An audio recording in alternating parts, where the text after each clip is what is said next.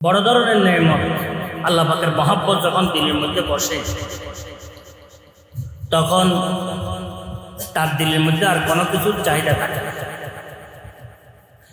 এখন সে আর কারো সমালোচনা যায় না। আসলে যারা সমালোচক তারা হচ্ছে হিংসুক। একজনের যে সমালোচনা করে এটা হিংসার কারণে, হিংসা যে হে কেন উপরে উঠতেছে, এর বরদাস্ত হয় তখন তার সমালোচনা। এই হিংসা তার দিলের মধ্যে বসার বিভিন্ন রকমের পন্থা আছে, লাইন আছে। ওই লাইনের কারণে তার দিলের মধ্যে হিংসা আসে। এর মধ্যে এ কেন উপরে উঠতেছে, এর নাম কেন বাড়তেছে, এর মানুষ আলেম কেন বলে, একে মানুষ বড় দানশীল দানবীর কেন বলে, এটা তার বরদাস্ত হয়।